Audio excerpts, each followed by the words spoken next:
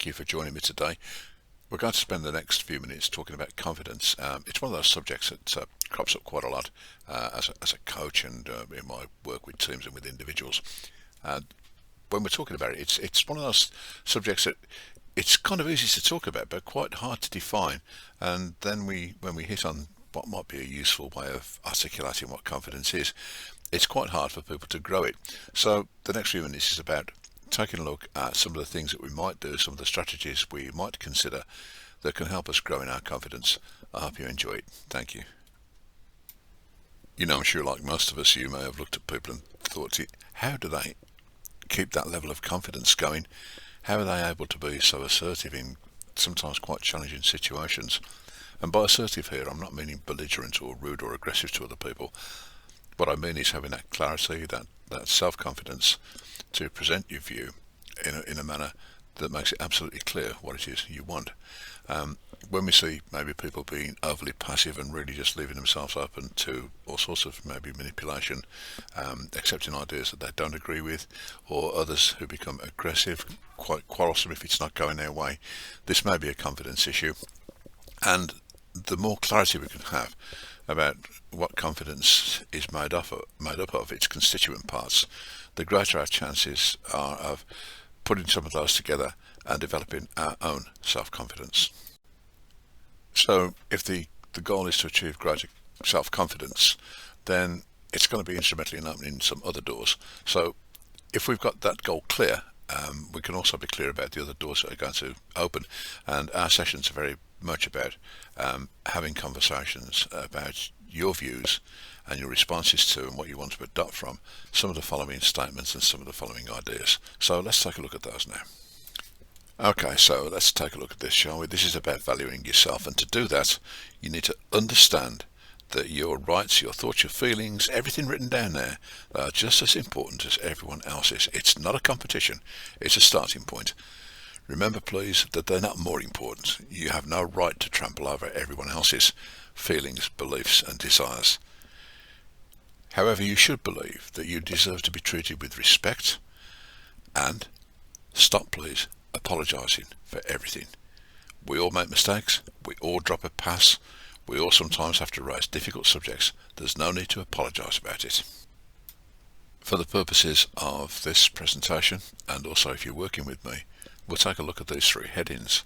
So, identify your needs and ask for them to be satisfied. Don't wait, because you might wait forever.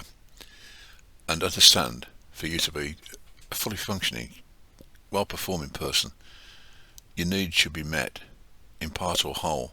And if they are met in part, then you need to be quite happy about where we've settled here, and maybe have an idea about how you can increase it so that more of your needs are being met.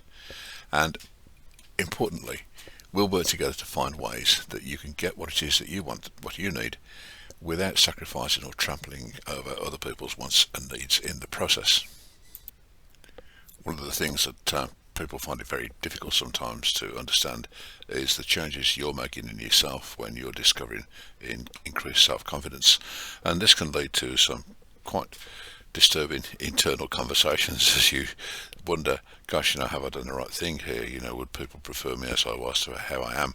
Well, the second part kind of answers that.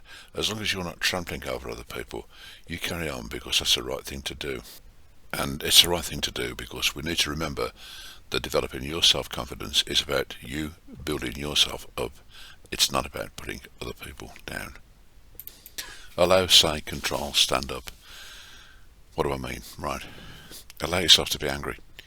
If something has offended you, then you need to allow yourself that anger. Why would you deny it yourself? But you do need to try to remain respectful to the other party, because we're actually trying to work with people. We're trying to get to a point where we can compromise and accommodate. Resistance isn't going to help that. So let's say what's on our mind, but let's say in a way that protects somebody else's feelings. It doesn't have to be a direct assault on their ego, and that means that you might have to sort of phrase things respectfully and to think about how you want to lead people towards that conversation. A degree of emotional control is absolutely important, but there's a difference between control and strangulation. So control your emotions, control your anger. Please don't overthink stuff, and most of all, stand up for yourself. You have a right to. And you will have heard me use the term overthinking. What do I mean by that? It's when we get trapped in a spiral of thought that isn't actually helping us. We're taking scenarios, we're catastrophizing, we're predicting all sorts of very difficult outcomes that we didn't want. That's not what this is about. It's about having the confidence to say, here's where I want to be with my life, here's the way I want to get there, and giving people an opportunity to come with you, giving an opportunity to be part of supporting you and helping you get in there.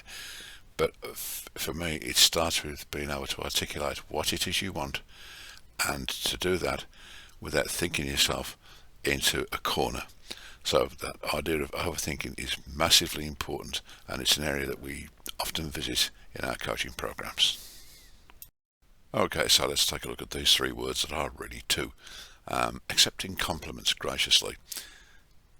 Sweeping generalisation may be, but there's more than an element of truth here that people who are lacking in self-confidence find it very difficult to accept compliments. It's almost as if I'm not worthy of that compliment.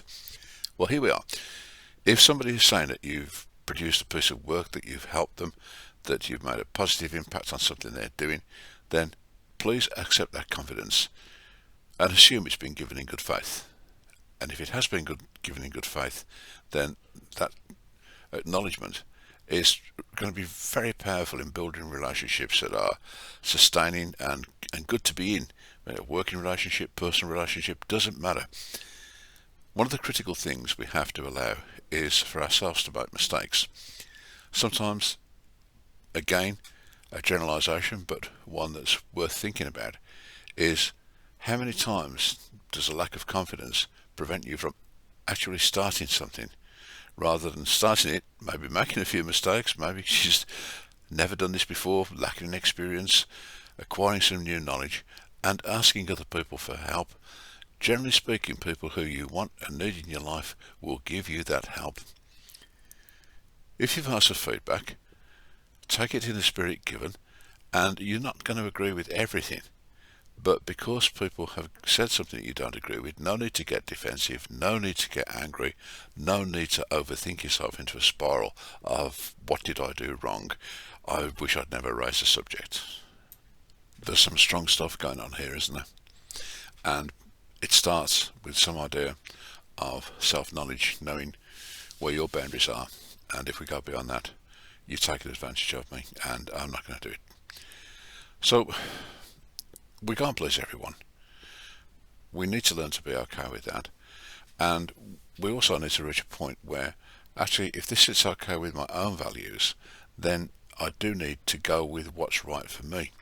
Now, that doesn't mean that I'm going to completely and totally refuse to engage with or to do with or to attempt. But what we can do is to suggest alternatives that get win-win situations. They're easy to talk about and hard to achieve. Sometimes we need to think about how do we get to compromise, and let's think about a compromise. We get something we want, but we're also going to have to put up with something we didn't want. That's what a compromise is about. But it's a good place to park things until we can eventually move to accommodation, which is something slightly different. If you said no, there is no need to over-apologise for this. It's done, but that it's done in a respectful manner that allows both parties to consider how they can move together in a positive way that gives us a basis for going forward and for keeping a strong, balanced relationship. And we're coming to the end now and thinking about, well, how do we have these conversations? So here are 4 quite simple hacks or approaches you can use, and it's actually changing the verbs. And that's really important because I would like to think of, as we're going through this, the messages that are conveyed here. If we're saying we can't do something, it almost implies that there's a deficiency on our part. If we're saying I won't be doing something, that actually takes a slightly different approach, because this is talking about advocacy. This is something I won't be doing. It's not something that I can't do. I'm actually making a choice not to do it. When we say I need something, we're actually donating the gaining of that need, the meeting of that need, to someone else. When we say we want something, we're actually inviting people to come in to say, okay, how can we get this together? How can we work on this? But we're also very clear that it's something, nothing's going to happen to me if I don't get it, but I would rather have it. I want instead of need. Now, let's take a look at the relationship, the difference between choice and necessity. If I have to have something, there's a necessity there, without which, if I don't get this, things are going to go pretty badly for me. However, if I'm saying I choose to want this, we're suggesting that this is actually bringing us something that we want that will make a positive impact. And I've thought about other things. So there's nothing compelling about choice. It's about having considered the options. This is the way I want to go. If we're using should about ourselves, we're almost becoming our own drill sergeant. You should do that, you must do that, you are compelled to do that. If we're thinking about what we could do, we're maybe developing a more open mindset through the words we use. I could do this, I could do something else. You're returning choice and advocacy and empowerment to yourself. Okay, and this brings us to the end. So thanks for joining me here, and I hope that what you've seen has been some use to you, and you've seen some of the headings that you might be thinking to yourself, do you know what, I'd like to go a bit deeper with that. If that is the case, or as a general principle it's something you'd like to find out more about, please get in touch with us. So I'll leave you with this final image about what confidence can bring us. It can actually move us from a place that's maybe quite dark and isolated, looking at a pretty barren sort of landscape, to one that's actually far more engaged, it's far more positive, and there's far more energy about it. We all owe ourselves that opportunity to silence those inner voices, the overthinking that drown us of our confidence. We all owe ourselves an opportunity to envisage what our world would be like if we were more confident, and then maybe to reach out and see if there's some skills that you can acquire that help us on that journey. So please do get in touch. It'd be great to hear from you, and I hope you've enjoyed our presentation.